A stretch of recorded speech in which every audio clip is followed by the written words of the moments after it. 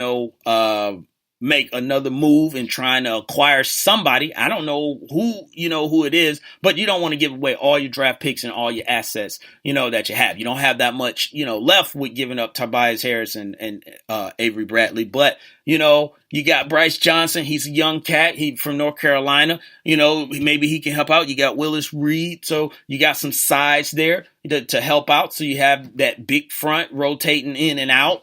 But it's going to be guard play. You're going to have to get better guard play. They lost guys like KCP, Caldwell Pope, to the Lakers, and other guys, that left. But I like the move. It's a risk that it could end very bad because you're paying Blake a lot. But the thing I do like about what they did versus what some teams do is that they didn't get Blake in the last year of his contract, and then you're trying to convince him not to leave. He has 4 years left on his contract, and I think Blake Griffin is going to get there. And I'm going to tell you this, Blake, I know he's listening because everybody listens to this show, right? So, Blake, I'm telling you, this is what you're getting with the Detroit Pistons fans. One, you're getting history.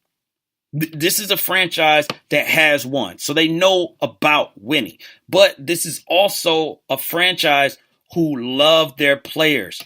Matthew Stafford has not won one playoff game for us, and they love him, and I love Matthew Stafford.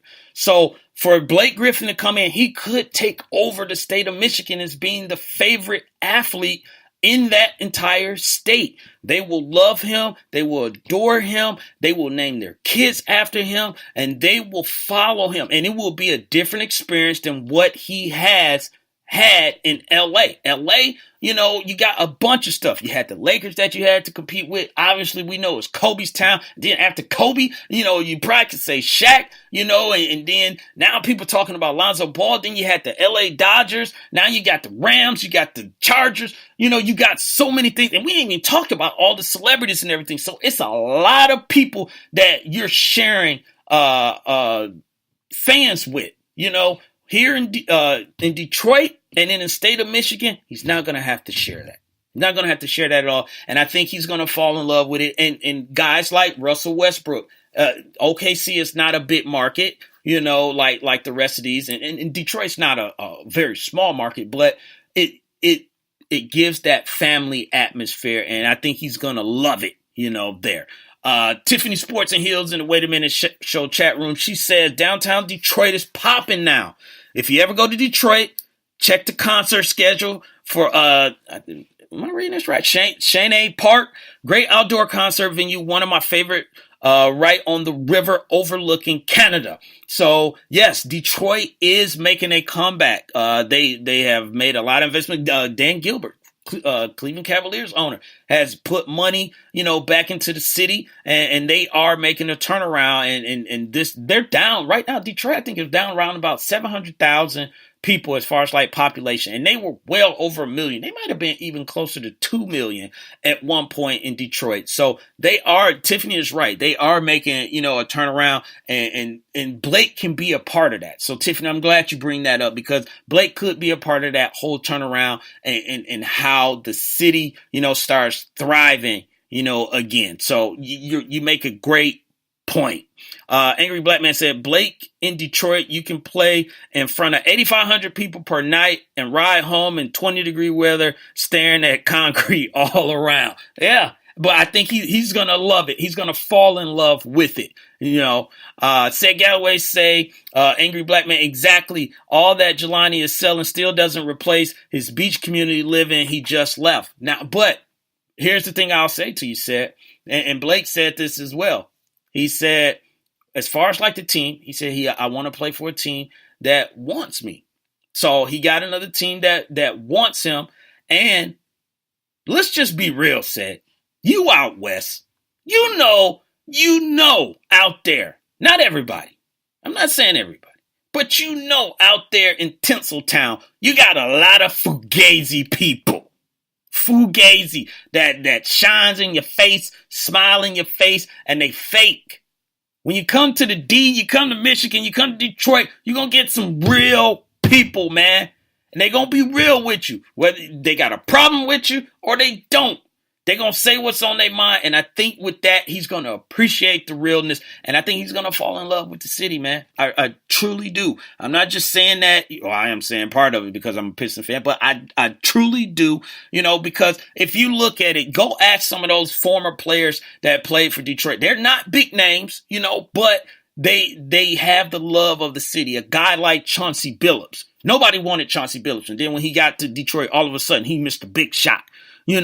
Richard Hamilton, he was playing with Jordan over in Washington. He came over there. All of a sudden, now he ripped. Not Richard Hamilton anymore. He ripped, Ben Wallace, guys like that. It's a blue collar place, and they appreciate the hard work. And I think if he works hard, they will show him their appreciation, on it. So we talked enough about, this trade and how it's going to impact. But I do see Detroit making a run. They might get in the AC. If they really turn this thing up, they can get in 7th. They just gave Cleveland a business. Obviously, Cleveland is going through, some things, but, without Blake. So this is something that is good for the city as long as Blake, stays healthy. The last thing, and I'll say this, the last thing that Detroit wants is another Grant Hill situation. And that's another person. Ask Grant Hill. Grant Hill got drafted. Grant Hill, he did leave, but he will tell you that he loved the city of Detroit. And unfortunately, after he left Detroit, that's where all the injuries, started happening with him. And you just don't want something like that. You don't want to get someone in there that you love and then they're always hurt. But they're rolling the dice. Roll the dice, and I don't have a problem with it. If it don't work out, it don't work out, because it's not like the team you had. It's not like you drafted Darko Milicic over Carmelo Anthony, So, hey, it is what it is. Now, we're going to stay, with some more trades. And I woke up this morning, and I'm just driving and minding my business. And I'm like, should I talk about the Cleveland Browns? And then somebody in my head, it probably was Mocha Bella that was in my head, got angry and said, how dare you? You better not ever bring up the Cleveland Browns at this point. But I'm listening to the radio, and then I hear the Redskins got Alex Smith. What? So I whoa. So I had to look this up, and sure enough, the Washington Redskins and the Cleveland, the Kansas City Chiefs, Tiffany PMP, Kansas City Chiefs. There's not a party at Tiffany PMP house. It's at Sports and Hills. Don't get that mixed up, everyone. But the Kansas City Chiefs made a trade, and they traded Alex Smith to the Washington Redskins for a 3rd-round pick and for starting cornerback that was in Washington, Kendall Fuller. And Kendall Fuller, if you don't know who Kendall Fuller is, I think he's an up-and-coming cornerback. He's pretty good right now, and he can be even better. He had 42 tackles and 4 interceptions this past season. So, hey, 4 picks just don't get thrown to you by mistake. You got to be doing something right to get 4 picks in the NFL. And him going to Kansas City, and he's going to be opposite of Marcus Peters. He's going to have, all the opportunity in this world, all the opportunity in the world to get even more picks, during the season. But the surprising thing really was Alex Smith came off his best season. Now, of course, the game against the Titans, it was not what they wanted, and maybe that's what it was. It was just like, look, we get this from this guy during the regular season. He's, quote unquote, not the guy that make mistakes, and we get to the playoffs, and then something happens, and we're not moving on. We don't get out of the first round. We don't get, an opportunity to at least play in the AFC Championship game, and they've had 2 really good seasons under Alex Smith these past 2 seasons. So maybe it was time. I mean, Pat Mahomes, obviously, they're about to roll with, Pat Mahomes at this point, and roll into year 2, with him. But it also says with the Redskins, we're done with Kirk Cousins. No more Kirk Cousins. We're not franchise tagging him anymore. We wasn't sold on that. Basically, what I'm getting at on this is that they weren't sold on Kirk Cousins, and that's why they franchise tagged him. And I said it earlier, during early episodes, was that look, you need to really make up your mind if you're gonna do it. And I didn't think they were gonna franchise tag him again anyway. But I'm like, this is the point where you need to make the move. So they made the move. They want to go with Alex Smith. I think with Alex Smith, he's not a bad quarterback. It's just when they get to the playoffs, something happens. They have to figure that out. Hopefully, they're going to figure that out. With him in Washington, and guys like Jordan Reed, he's going to need Jordan Reed to be healthy. Unfortunately, Jordan Reed had a problem with concussions. You're going to have Terrell Pryor. He got a 1-year deal. Maybe he takes another 1-year deal, as a prove it, because he did not prove it this past year. Who else is in that mix? I'm trying to think of the other wide receiver that they got. Why I can't Dotson. Yeah, so they got Josh Dotson, over there. He's gonna have to step up. Your running back situation, is it gonna be Rob Kelly? Is it gonna be Samaje Perine? What is gonna be the situation with that? Defense is, all right, not the greatest, but the Washington defense is all right. So to me, you're putting it still all on Alex Smith. I think you put more of it, on Alex Smith. You put him in the NFC East division where it's not an easy division. And I'm not saying that the AFC West, was an easy division as well, because you had, teams that had their moments. Broncos, Raiders, even the Chargers, they, even though their record doesn't say it, they played some teams in that division. They played teams hard, in that division. So, Mac Farrell, and I'm jumping back and forth in the chat room. Mac Farrell said, you saw the real Alex Smith, against the Titans. And see, I don't know if I can say that, Mac Farrell. You saw, I get what you're saying, because you're saying, this guy sets you up, builds you up, gets you all excited, and then when the playoffs come, he lets you down, and he's done this, before. But he's put them in the position of at least getting to the playoffs. There's a lot of quarterbacks that not getting their teams to the playoffs. So I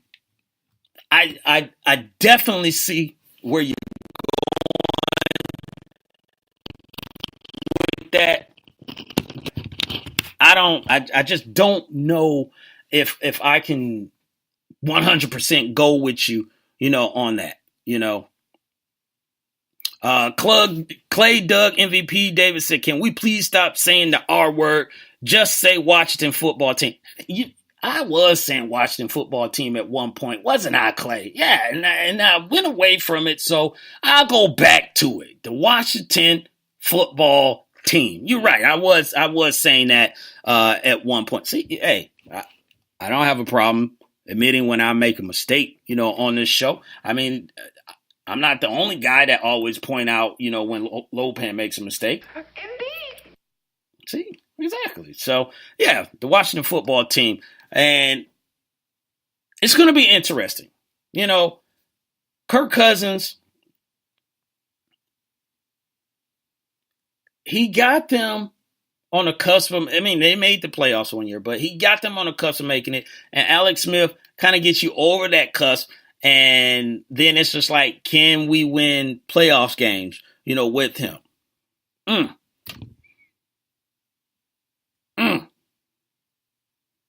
But here's the thing. Washington better pray. They better pray that Kirk Cousins doesn't go anywhere and ball out. And then they are with the Alex Smith that Matt Farrell was saying, with, that was playing against the Titans, because Washington will destroy them. They will destroy them. And I know it's some people that still wanted Kirk Cousins on that team. He was the best quarterback that they had come through there in the last, even with RG3 being the rookie of the year, he still was the best quarterback that they had come through there in years. Years. Years. I'm going to say years.